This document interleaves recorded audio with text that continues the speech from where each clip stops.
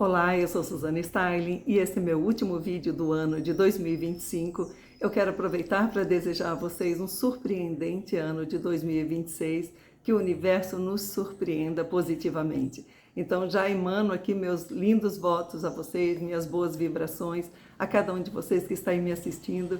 E já quero deixar minha gratidão por me acompanhar em todo o ano de 2025. Então hoje o vídeo será sobre Floradas na Serra, de Diná Silveira de Queiroz.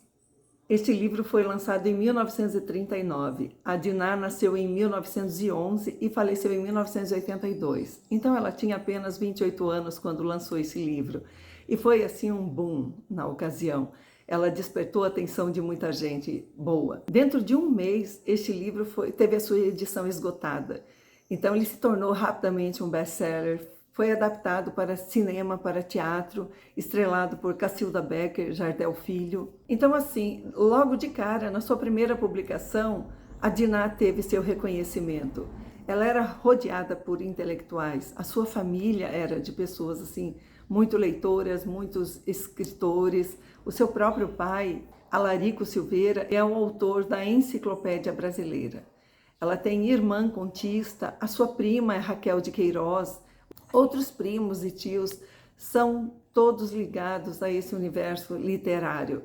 Então ela cresceu em meio a muitos livros, a muitas conversas interessantes. O fato triste dela é que ela perdeu a mãe ainda criancinha e perdeu para a tuberculose, exatamente o tema que vai tratar este livro. E Diná não para suas publicações, ela dá sequência assim, a seus livros de contos. Em 1941, publicou A Sereia Verde, que é um livro de contos. Publicou A Muralha em 1954, que vai homenagear os 400 anos de Brasil, especialmente a sua cidade de São Paulo. A história vai se tratar ali, né, dos paredões de serra que separam o litoral do interior do Brasil. A Muralha teve uma adaptação para uma minissérie na Rede Globo. Foi lindíssimo, assim. Eu lembro que lá nos anos 80 ou 90 teve assim também uma explosão de reconhecimento de Diná. Então, em cada uma de suas publicações, Diná era reconhecida, ela era homenageada e, enfim, ela foi alguém que, de fato, fez diferença em seu tempo, ainda em vida. Aí eu pergunto, por que a gente não ouve falar em Diná Silveira de Queiroz? Pode ver, não é uma autora falada, ela não é homenageada, não é prestigiada, nas escolas não se aprende sobre ela. E é interessante essa pergunta porque isso me incomodou e eu fui atrás de saber um pouco. Me parece que ela era muito ligada à ficção científica, inclusive ela é uma pioneira nesse tipo de escrita no Brasil. Então, naquele momento, não se tinha um olhar favorável à ficção científica. Então, ela acabou meio que ficando de lado, né? Mas hoje a gente vê que ficção científica tem uma grande atenção do público atual, né? Então, se essa fosse a resposta, certamente hoje ela estaria em alta, né? Se falaria muito, se leria muito os livros de Diná. Mas não vejo isso acontecer. Aí não sei, dentro de uma família com tantos intelectuais, tanta gente famosa, talvez alguma outra coisa tenha se movimentado, né? Para que ela tenha ficado às escuras. Nesse universo há muita coisa de ciúminho, de politicagem também, né? Se exalta um e se menospreza outros, talvez, não sei, tem algum mistério aí. Mas eu vou procurar corrigir isso, né? Dando a minha pequena contribuição com a história de hoje. Floradas na Serra vai explorar a história de pessoas que estão em tratamento da tuberculose. Lá na Serra de Campos do Jordão, em São Paulo, no momento em que isso se passava, não havia tratamento para a tuberculose. Então, o que se sabia apenas é que os bons ares da montanha, dos lugares gelados, né, davam um bom resultado na recuperação desses pacientes.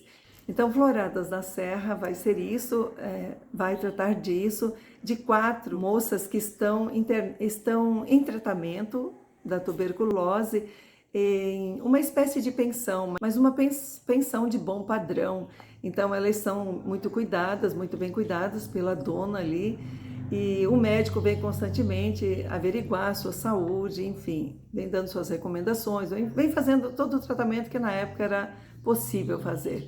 Nós estamos falando lá das primeiras décadas do século XX, quando ainda não se tinha o tratamento, a cura para a tuberculose.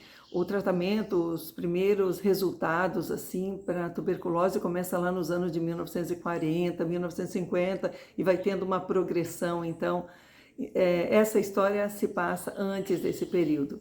Quando você está lendo esse momento ali de tratamento de pessoas com tuberculose no alto, na Serra Gelada, não tem como você não fazer um link com a Montanha Mágica de Thomas Mann. A Montanha Mágica foi um livro que eu tentei ler, eu cheguei até a página 100, achei ele arrastado demais, parei, achei muito chato. Aí as pessoas com quem eu conversava falavam, não, Suzana, você tem que insistir mais, ele vai te surpreender, o livro é maravilhoso, e mesmo sendo chato demais para mim, né, pro meu prazer de leitura, assim, ele não fechava.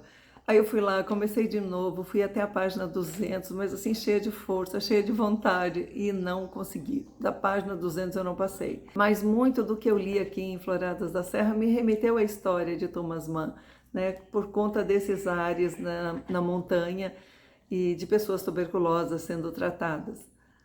E Thomas Mann lançou aquele livro em 1924, então Queiroz lançou esse em 1939. Quem sabe ela não tenha lido A Montanha Mágica de Thomas Mann, né? Embora a gente saiba que a influência para a escrita desse livro foi a morte de sua mãe.